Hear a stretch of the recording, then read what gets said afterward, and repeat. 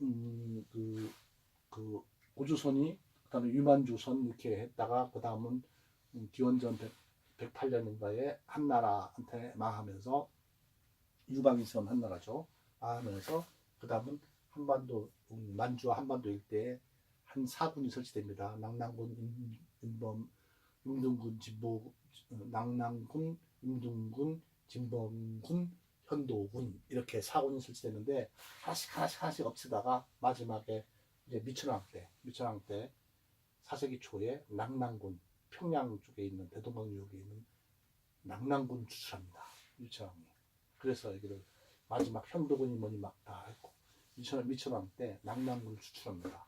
추출한다는 거는 뭐라 했던 얘기죠. 그 땅을 이제 대동강 유역까지 대동강 그러니까 근처까지요. 유역까지 미천왕이 영토를 넓힙니다. 그리고 요동 땅 너는 날자 장군의 뜻을 그러니까 요동 땅으로 세력을 확대합니다. 미천왕 때. 그리고 서안평을 점령합니다.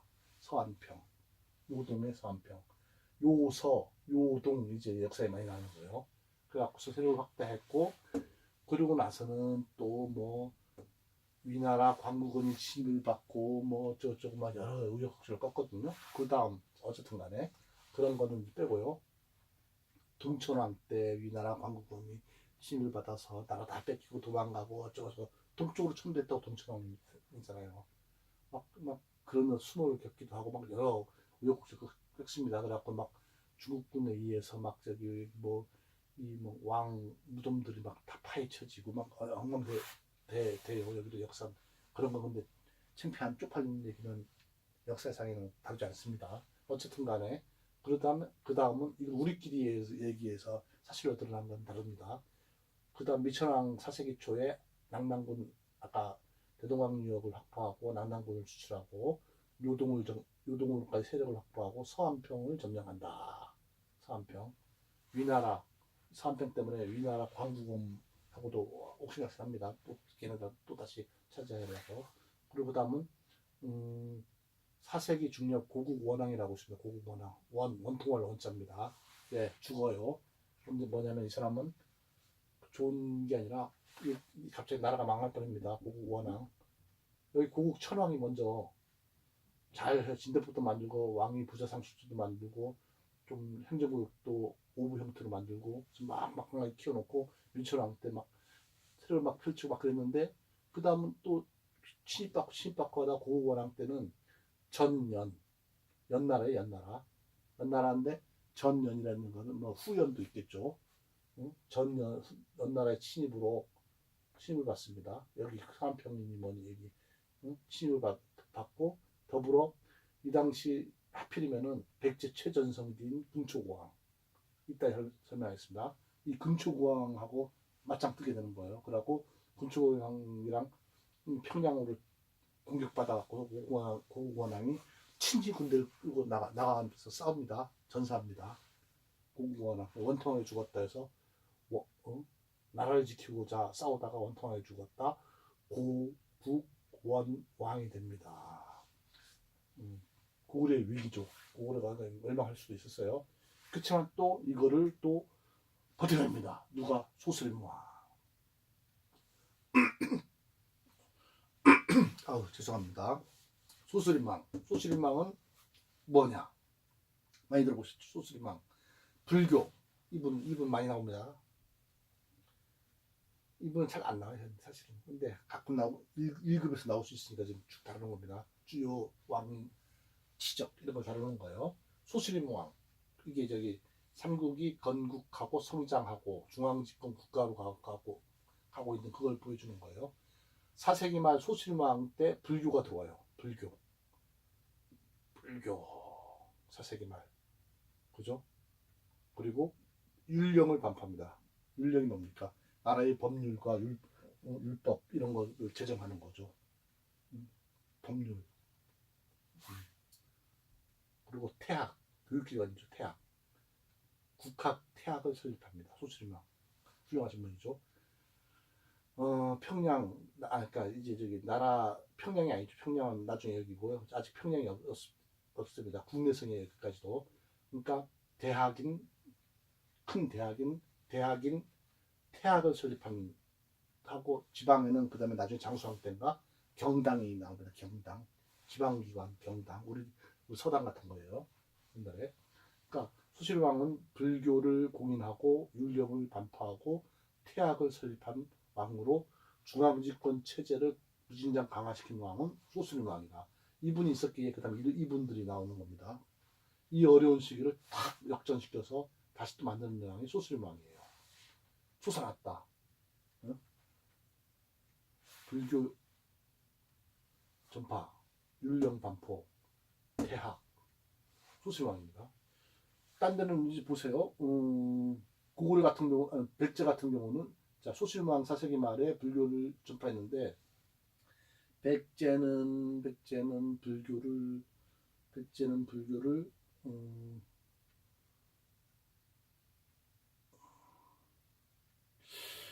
백제는 침류왕, 여기 있네. 침류왕, 백제 침류왕 4세기 말이네. 4세기 말, 여기도 384년이면 4세기 말입니다.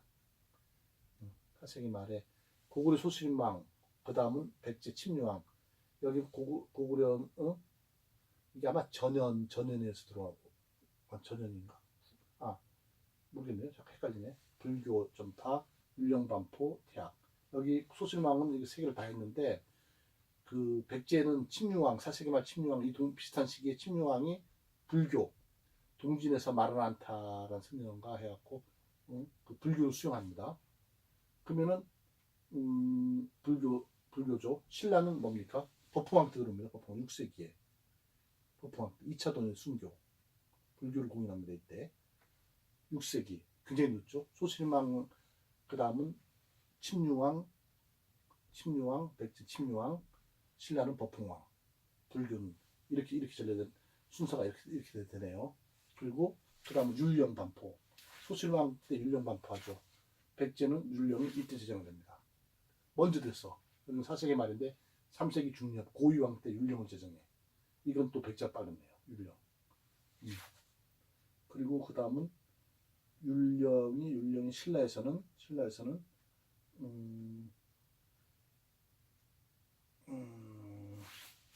찾아보시죠. 신라에서는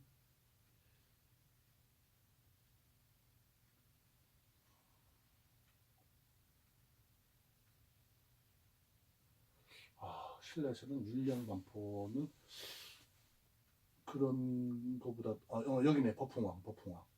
자, 법흥왕이 불교를 공인하고 율령을 반포하는 게 6세기 전반에 있는 6세기 초의 법흥왕입니다. 자, 소실망이 불교 율령을 반포하고 신라는 법흥왕이 율령 불교 공인하고 율령을 반포했네요. 백제는 침류왕 때 불교를 수용하고 율령은 고위왕이 하고, 그러니까 율령을 발표한 왕은 고구려 소실임망, 백제 고위왕, 신라 법흥왕입니다. 적으십시오. 율령 반포는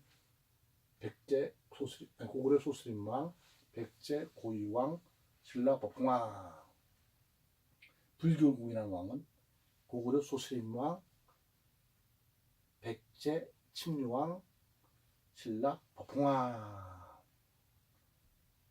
대학은 이분밖에 없어요. 나중에 신라는 국학이라고 있는데 그거는 지금은 아닙니다. 어쨌든 간에 소실왕은 여기에다가 이것까지 만들었어요. 중앙집권 체제를 더욱 강화시킨 게 소실왕이라는 얘기죠. 자, 그 다음은 이때부터 해서 전성기가 들어갑니다. 전성기 고구려 전성기가 어딥니까? 광개토 대왕이라고 우리는 안 부르죠. 광개토 대왕이라고 그러죠. 네? 광개토 대왕. 광개토 대왕의 업적이 뭔가요? 쭉 볼게요. 백제를 공격해갖고, 그러니까 뭐냐면은 이때 그 조상 시기에 군초고왕한테 당해요. 고고왕이 죽어요. 백제 한강을 이쪽에 차지하고 있죠. 백제가. 한강은 이런 것도 실험 나옵니다. 한강을 차지한 순서 백제 고구려 신라 순입니다. 백제 고구려 신라라 합니다. 잠깐 성왕 때 백제가 차지한 것 같았습니다. 신라랑 동맹해져서 백제가 고구려로부터 찾아온 것 같지만은 신라랑 변심해갖고 싸우는 바람에 성왕이 전사합니다. 그래서 결론은 차지했다 말 못하고 한강을 차지한 순서는 백제 백제는 한강에서 유역에서 만들었잖아요. 백제, 고구려, 신라 이렇게 됩니다. 고구려 때는 백제는 남쪽으로 천도하게 되죠. 자, 고구려 때 아니라 장수왕 때. 자 이제 고구려 전성기입니다.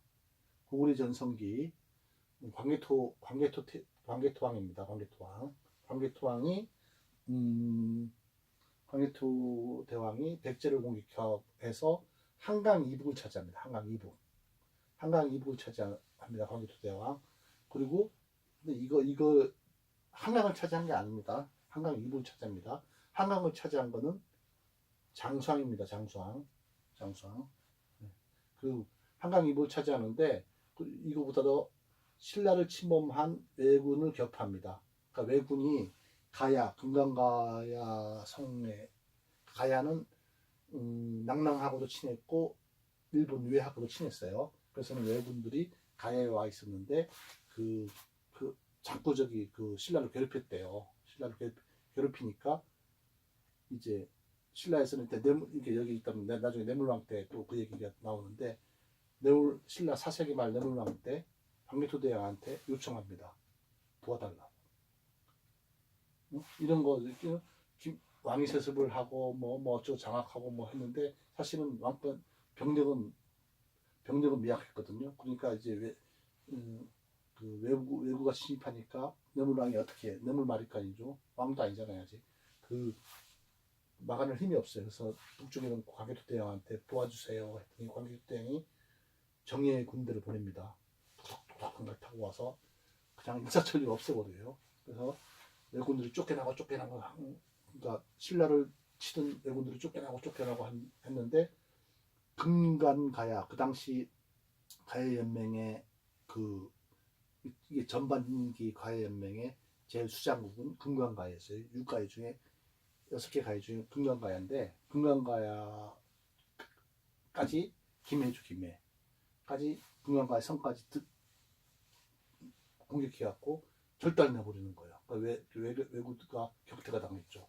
그래서 이 내용 신라를 침범한 왜를 격퇴했다는 내용을 호우명 그릇이라는 거에 담은 거예요. 호우명 그릇에다가 이렇게 뭐 태왕 군대가 신라 저기를 와서 격파를 시켰다 이런 내용이 지금 들어가 있대요. 호우명 그릇 광개토 대왕과 관련된 겁니다. 광개토 대왕이 내물왕을 도와서 신라에 침입한 왜군을 물리쳤다 이런 내용이죠. 어쨌든 간에 호우명 그릇 이거 잘 나와요. 이것도 시험에. 그리고 그 다음은 광개토 대왕 업적 지금 하고 있습니다. 거란, 후연, 거란은 발해 때도 나오지만은 그러니까 이거 족 이름이에요. 거란족. 그건 옛날부터 계속 있었겠죠. 거란족과 후연을 없애버립니다. 자, 후연. 아까 여기 전연 다음에 후연 있잖아요. 전연이 침입하고 백제 근초광식에서 고구관에 죽고 그러는데 해서 만주를 탁탁탁 해갖고 거란 후연을 다 없애고 요동반도를 차지합니다. 요동반도. 여기 미쳐나온 요동에 서한편까지 점령했다가 나중에 또 막 뺏겨요. 근데 이제 안 뺏기고 다시 차지한 왕은 광개토 대왕이에요.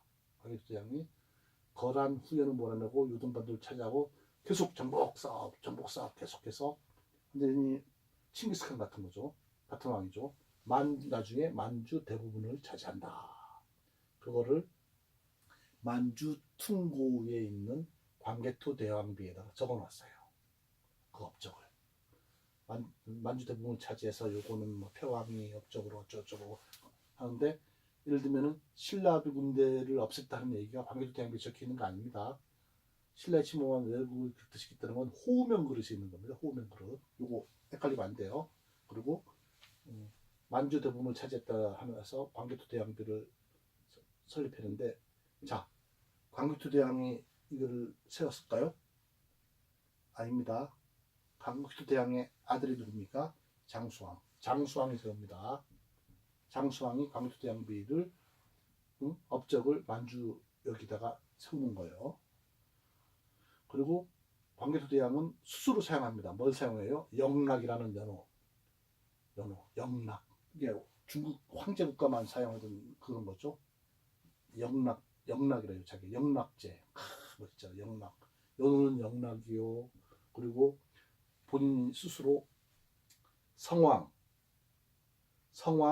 태왕이라고 부릅니다. 그래서 우리가 광개토 대왕이나 광개토 태왕, 성왕 태왕이라고 본인 부른다 해서 이 성왕과 백제 또 성왕은 다른 성왕인데 이거는 광개토 대왕이 스스로 성왕 또는 태왕이라고 불렀다 이거죠. 영락이라는 연호를 사용했다. 누굽니까? 광개토 왕입니다. 뭐 요새는 그런 문제 잠깐 안 나올 텐데 가끔 1급 시험 같은 경우는 다음 이분의 업적이 아닌 것은 이렇게 나와버리면 골치 아파요. 예를 들면 예를 들면 광개토자 영락 연호를 사용하고 성왕 태왕이라고 불렀다. 만주 대부분을 차지하고 요동반도도 다지해서 광개토 대왕비에 절한다. 신라의 침범한 외적을 물리친 내용이 호명이 전한다. 백제를 공격해서 한강 이북을 차지했다. 다 광개토 대왕 얘기 나오다가 틀린 거 예를 들면 율령을 반파하고 중앙집권 체계를 강화했다. 아니면 태학을 만들어서 중앙집권 체계를 강화했다. 하면은 헷갈려요. 태학은 소스림왕 이렇게 돼버리는 거죠. 이거 몇 번씩 봐야 돼요. 이거는. 그래서 제가 이렇게 적어놓은 겁니다. 자, 장수왕, 광개토 대왕 다음은 장수왕이죠. 장수왕. 왜 장수왕이냐? 진짜 오래 살았대요. 장수왕. 아들도 죽고 막 해서 그 다음번 왕은 아마 손자가 왕 되지 않았을까 싶어요. 너무 오래 살았대요. 오래 살아서 장수왕이에요. 몇 살까지 살았는지 모르지만은 굉장히 오래 산 모양이에요. 아무튼 장수왕은 광개토 대왕 다음이잖아요. 중국의 이 당시는 남북조 시대예요. 남북조 시대.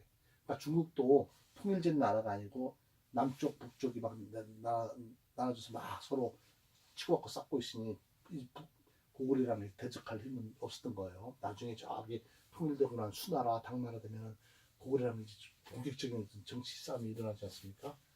군대가 고구려 침략하고 막 사활을 건 전쟁이 일어나죠. 뒤에. 자, 장수왕. 광개토 대왕 다음은 장수왕입니다. 장수왕은 중국의 남북조 나라들과 교류하면서 안정기인데, 자, 광개토 대왕은 4세기 말에서 5세기 초 쪽 사람이고, 장수왕은 5세기 초중반 사람이에요. 초중반, 5세기 초중반. 5세기 초중반. 너무 오래가 아니라 몇십 년, 60년, 같은 왕을 오래 했어요. 80년, 60년 했는지 아무튼 그 정도로 했어요. 장수왕은 중국 남북조와 교류하면서 중국의 안정기를 이루었고 평양 천도한 왕입니다. 평양 천도.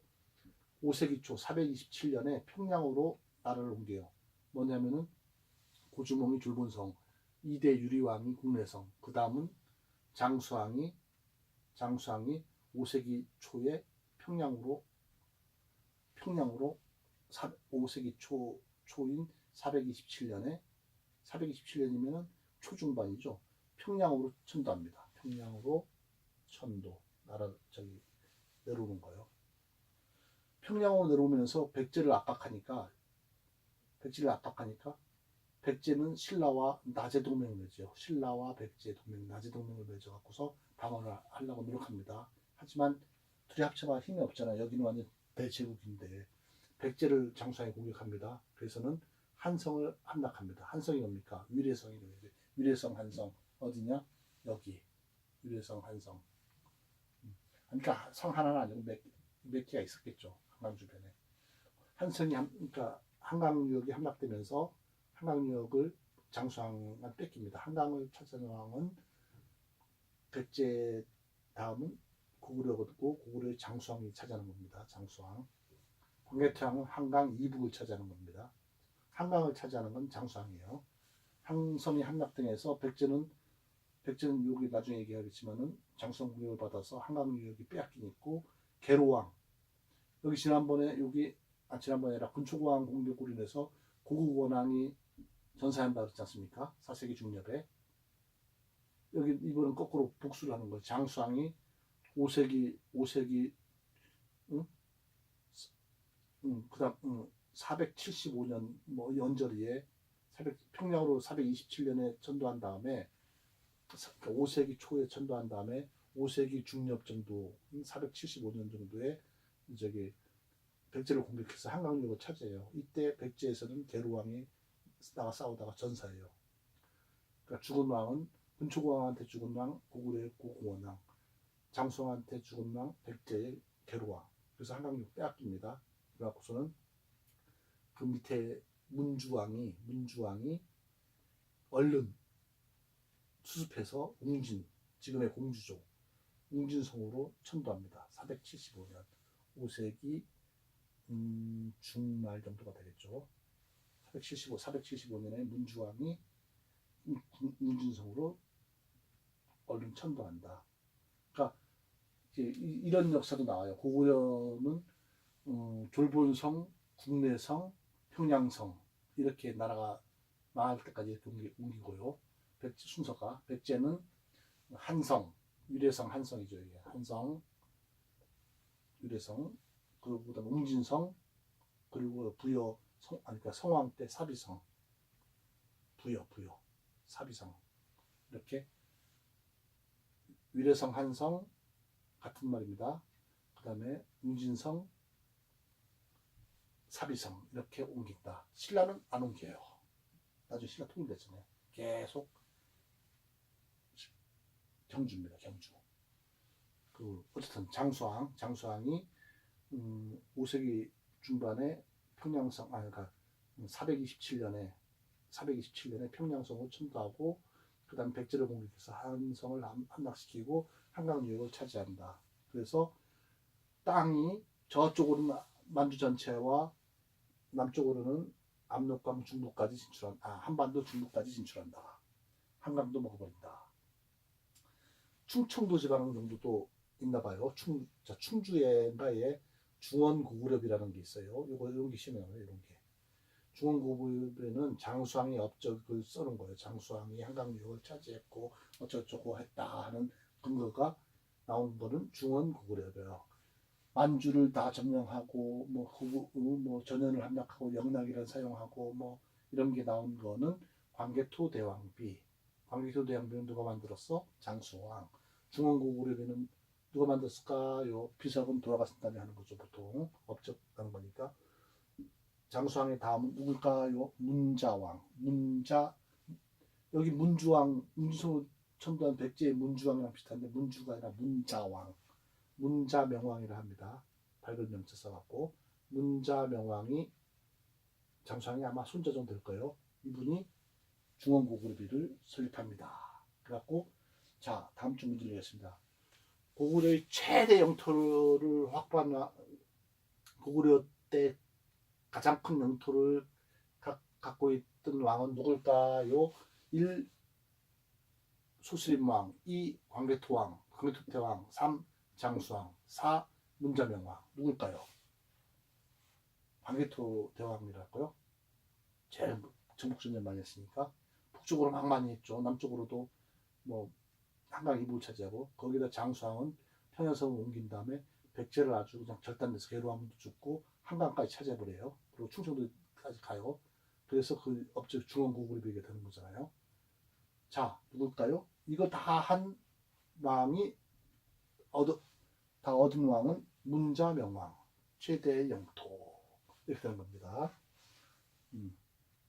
이렇게 고구려 왕의 업적입니다. 이 부분 정치제도는 좀 이따 할게요. 다음은 백제 넘어가겠습니다. 자, 백제는 기원전 18년, 아이고 미안합니다.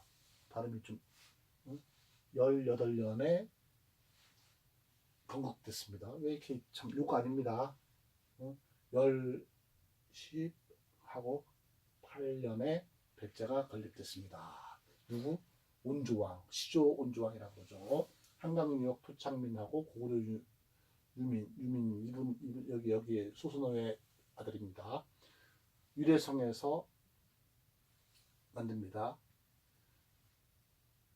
철기 문화와 농경 문화와 중국과 교류 수용에 유리한 한강변 위치. 물이 많으니까 농경이 좋죠. 지금 서울 아닙니까? 서울 남쪽인지 그 백제 성이 발견됐죠. 위례성 것들이. 그리고 그 다음은 쭉 있다가 고유왕 3세기 중엽 고유왕 때 고유왕 때 목지국을 병합합니다. 목지국. 자, 여기서 나왔잖아. 삼안에 목지국 왕이 지왕 역할을 했다는데 여기는 이제 저기 부족 국가 그런 개념인데 이 목지국을 확 먹어버리는 게 고유왕이에요. 목지국을 병합해버립니다. 그리고 고유왕 때 관등제, 그 다음은 관복제와 율령을 제정해요. 관등제 만든 겁니다. 관등제, 관등제. 그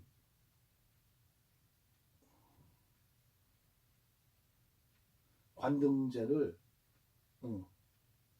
만듭니다.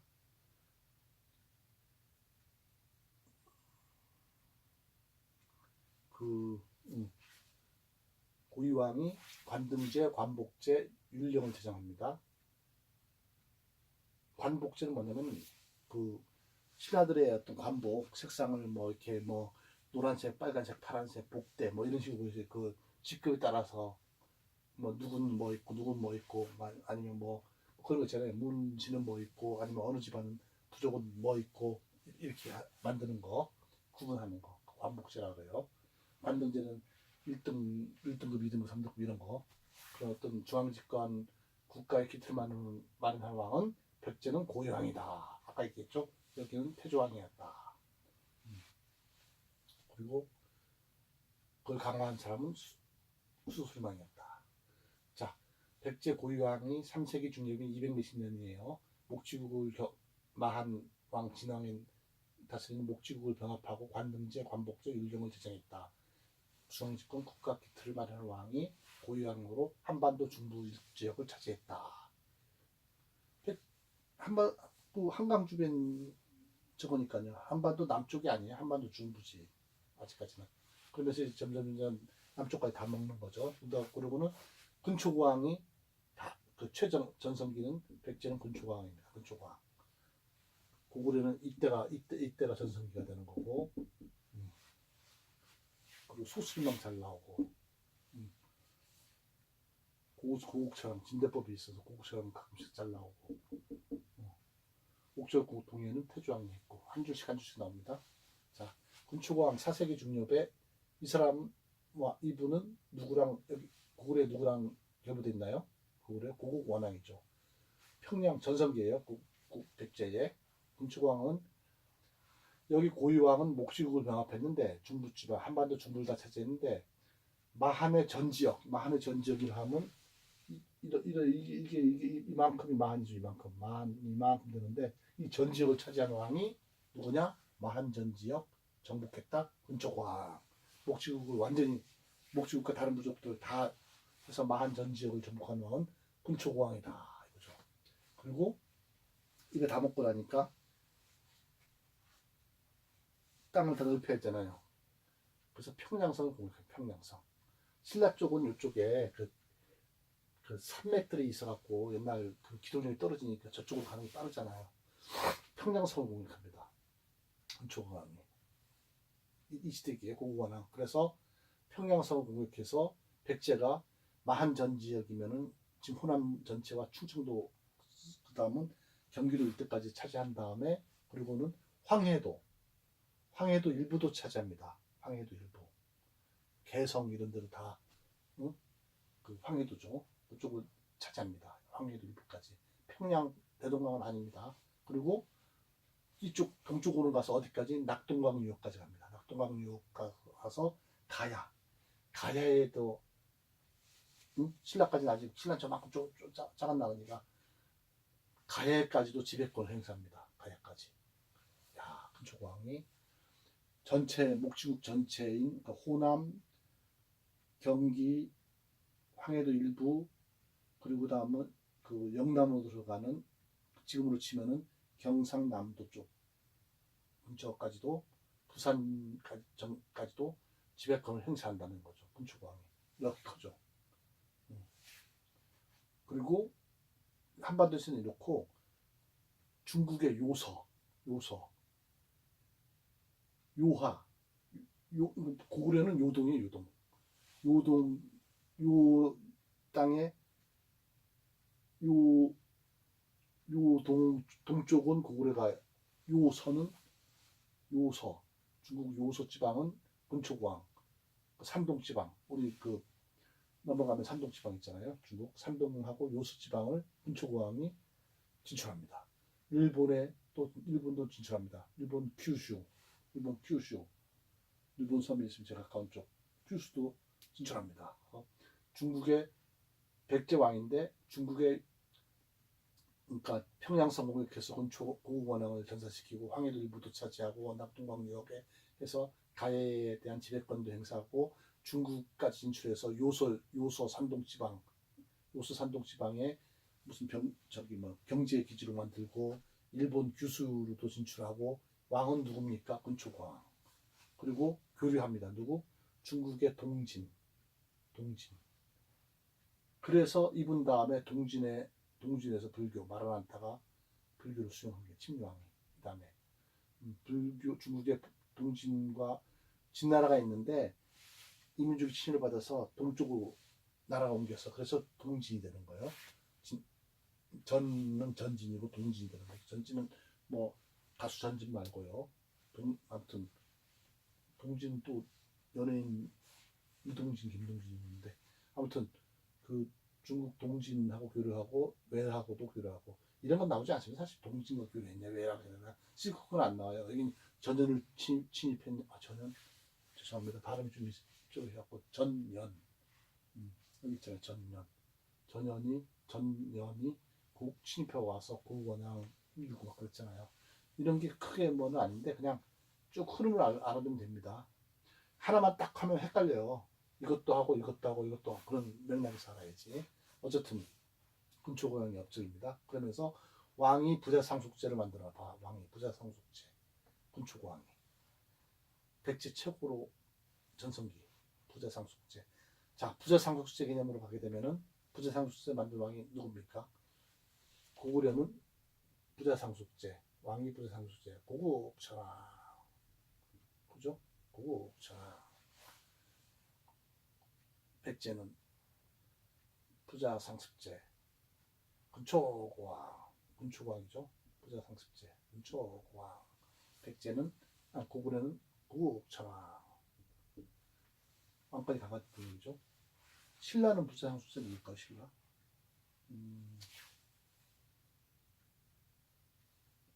신라 김씨 왕 세습은 뇌물왕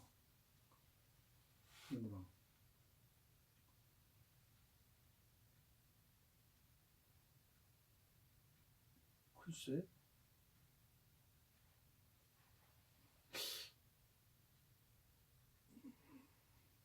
뇌물왕 때인가?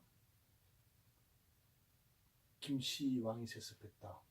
뇌물왕이 동생한테 줬을까?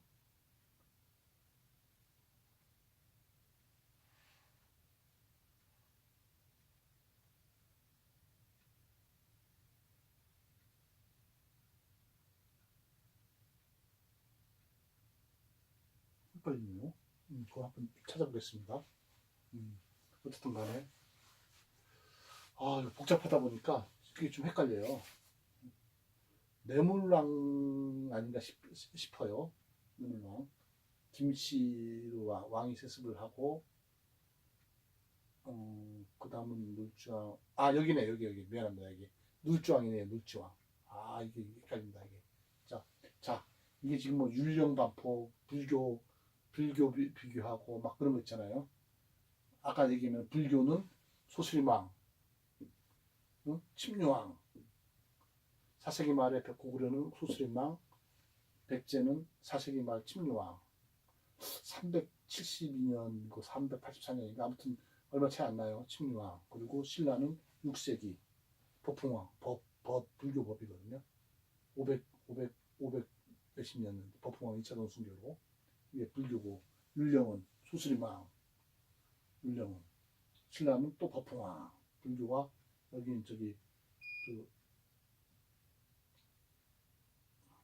율령은 법풍왕 같아. 수술망하고 법풍왕이 같고 율령반포는 여기는 백제는 고이왕 이렇게 되죠. 그리고 그 다음은 이게 왜 그런 게 있어요. 그리고 그 다음은 왕이 부사상속제 이룬 왕은 고구려 2세기 말에 고국천하. 부사상속하다가 뺏기기도 해. 또 뭐 조선시대 때도 그러는데 뭐 신라 뭐 무슨 그리고 그 다음은 백제는 고국천왕 왕이 부사상속제 2세기 말에. 그리고 아니 고구려는 백제는 4세기 중엽인 근초고왕 때 왕이 부사상속제. 고국천왕 근초고왕.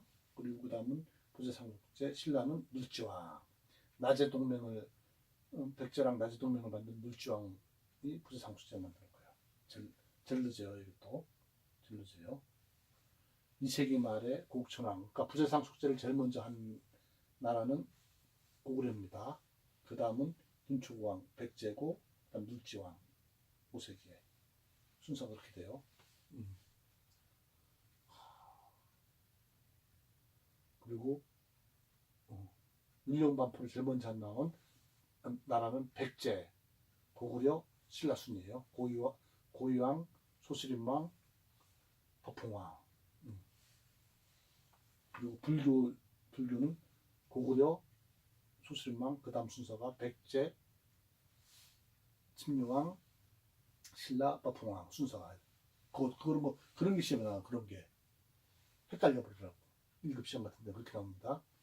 자, 건축왕 됐죠. 뭐 더 하면 건축왕은 4세기 중엽이고 고구려 고국원왕을 평양성을 공격해서 전사시킵니다.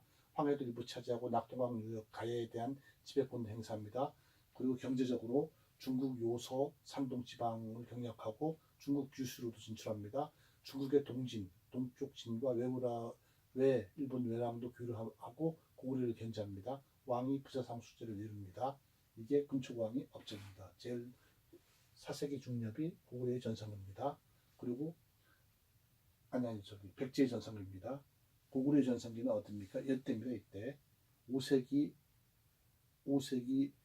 중말 이 정도가 제일 업적. 5세기 때는 계속 전성기고 5세기 말이 최고, 중말이 최고 전성기예요. 그 전성기는 백제가 제일 먼저 오고 그 다음은 고구려가 오고 그 다음은 신라가 옵니다. 자, 그 다음 백제 침류왕 아까 얘기했죠. 국초광담 침류왕은 동진으로부터 불교를 수용한다. 4세기 말 384년에 한다. 그리고 그 다음은 근초광이 이렇게 있었고요. 그 다음 단계는 이제 또 그 백제도 또 어려운 시기가 됩니다. 왜? 고구려가 강하면 백제와 신라는 어려운 시기가 됩니다. 자, 고구려가 이제 5세기 초중반에 장수왕이 평양성으로 천도하고 그 다음은 427년에 평양성을 천도하고 백제를 공격합니다. 그래갖고 한강유역이 계로왕이 전사하고 한강유역을 백제가 고구려한테 빼앗깁니다. 그래서 그 다음 백제왕 죽었으니까 왕을 얼른 만들어야죠. 문주왕이 그 다음 왕이 되면서 지금의 공주인 웅진성으로 천도합니다. 그게 475년이에요. 5세기 중엽이 되는 거죠. 5세기 중말 정도 가까이 되는데 그 웅진성 공주로 갑니다. 공주 물도 맑고 좋더군요. 가봤더니 그다음에 그 웅진성으로 가서 그 다음은 또 부흥기가 또 찾아옵니다. 문화 부흥기. 뭐냐면은 5세기 말이면은 여기 고구려가 이제 좀 그 장수왕도 끝나고 그다음 문자명왕 시대고 좀 이제 더 이상 침략 전쟁을 좀 안 하던 시기가 됩니다. 그리고 중국하고도 뭐 남북조랑 전쟁 안 하고 잘 지내니까 뭐 그냥 평화롭게 지내는 그런 시기 아닌가 싶어요. 사소한 전쟁 외에는. 문영왕이 5세기 말에 백제 문영왕이 5세기 말에 왕인데요. 이분이 중국의 남조. 이렇게 하면은 한반도는 이렇게 남쪽이잖아요. 북쪽이니까. 중국의 남쪽. 남북조 시대 남북조 시대라고 했잖아요. 이쪽은 남쪽이시니까 북조가 아니라 남조. 장수왕은 남조와 북조랑 교류하고 문영왕은 5세기 말에 백제 문영왕은 남조 중에서 남중국의 양나라 문화고 이럽니다. 어디서 나타났냐면은 문영왕 능이 있어요. 능이 공주에 거기에 보면은 양나라 문화 교류 흔적이 있다 그럽니다. 뭐 그 뭐 예를 들면은 뭐 벽돌 뭐 그 무덤 양식이라든지 뭐 여러 가지에 그리고 문영왕 특징은 지방의 지방 통제를 강화하기 위해서